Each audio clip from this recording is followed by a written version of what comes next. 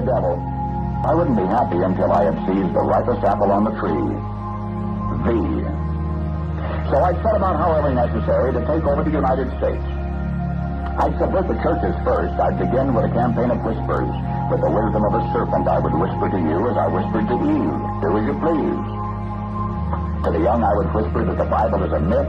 I would convince them that man created God instead of the other way around. I would confide that what's bad is good and what's good is square. And the old I would teach to pray after me, Our Father, which art in Washington. And then I'd get organized. I'd educate authors in how to make lurid literature exciting so that anything else would appear dull and uninteresting. I'd threaten TV with dirtier movies, and vice versa. I'd peddle narcotics to whom I could. I'd sell alcohol to ladies and gentlemen of distinction. I'd tranquilize the rest with pills. If I were the devil, I'd soon have families at war with themselves, churches at war with themselves, and nations at war with themselves, until each in its turn was consumed. And with promises of higher ratings, I'd have mesmerizing media fanning the flames. If I were the devil, I would encourage schools to refine young intellects, but neglect to discipline emotions, just let those run wild. Until before you knew it, you'd have to have drug-sniffing dogs and metal detectors at every schoolhouse door. Within a decade, I'd have prisons overflowing. I'd have judges promoting pornography. Soon I could evict God from the courthouse, then from the schoolhouse, and then from the houses of Congress. And in his own churches I would substitute psychology for religion and deify science. I would lure priests and pastors into misusing boys and girls and church money. If I were the devil, I'd make the symbol of Easter an egg and the symbol of Christmas a bottle. If I were the devil, I'd take from those who have and give to those who want it until I had killed the incentive of the ambitious. And what'll you bet? I couldn't get whole states to promote gambling as the way to get rich. I would caution against extremes in hard work, in patriotism, in moral conduct. I would convince the young that marriage is old-fashioned, that swinging is more fun, that what you see on TV is the way to be. And thus I could undress you in public, and I could lure you into bed with diseases for which there is no cure.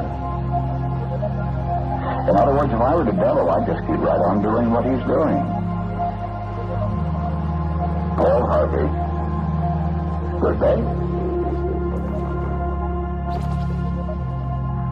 35,000 feet per second now.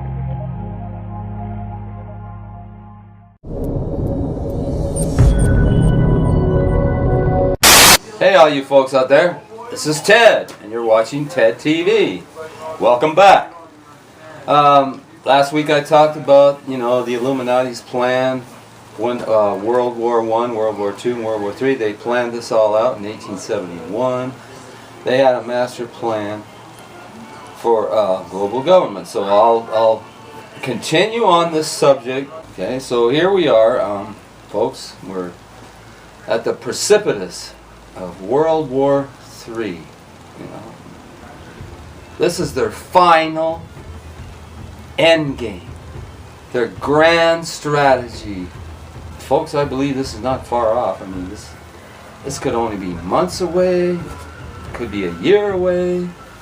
It will spread. I mean, Russia will enter it, China will enter it. It will become a global holocaust. I mean, the gods of chaos, I call them the Illuminati's inner circle. They consider themselves to be God men. They're so exclusive bloodline. They consider themselves to be gods over us. And they consider themselves rulers of the world because of their godlike status, their Illuminati bloodline.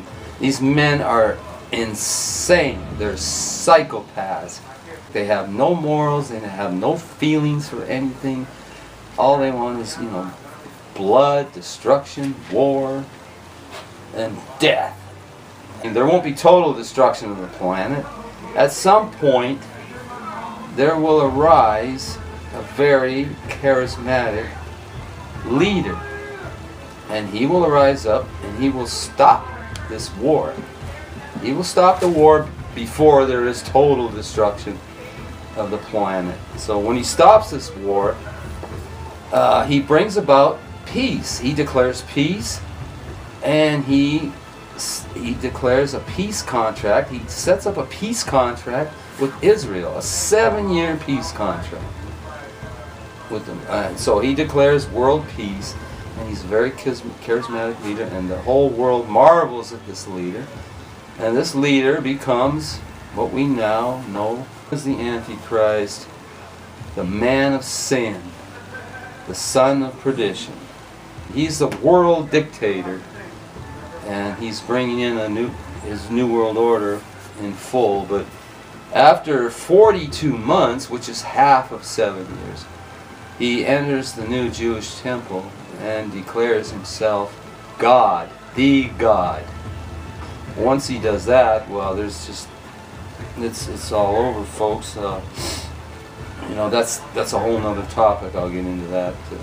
You get into the Battle of Armageddon, but the Battle of Armageddon is not World War III. World War III is totally different.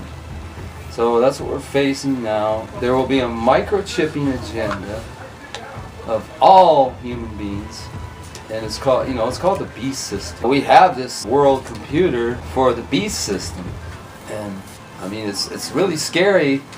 So the microchip will link you to the beast computer, and this is the worldwide system of tracking. The financial system will all be tracked, and the commercial system will all be tracked. It'll all be digital, no currency, no coins, no metal coins, no paper doll. Everything will be digital, and you'll have the transactions recorded in your chip. You scan your hand, and if you want to take money out, put money in your account, you scan your hand. Well, that's what we're working towards, folks. The beast system, Antichrist. He comes out of the chaos of World War III. The Illuminati, these satanic, evil people, have a plan for us. They have a plan for us, folks. A plan for you and me. They have a plan for our future. They have our future all planned out, and believe me, you're not going to like that plan. You're not going to be willing to settle for their plan. Their plan is really horrible, vicious, evil. Anyway, I got a lot of time to elaborate on all that stuff. I mean, I could, in other shows, I'll tell you what specifically are their plans for you and me. Each week, I'm going to elaborate on the details of the Illuminati's plan for their, New World Order, Jewish utopia, one world government, call it what you will. Your world, your present world, is about to change, vanish for good, and a new system, a new civilization is coming in, and our world's going to be turned upside down and rocked to the core. Yeah, I hope you tune in next week, so until then, may God bless, take care. This is Ted, signing off for now. See you next week.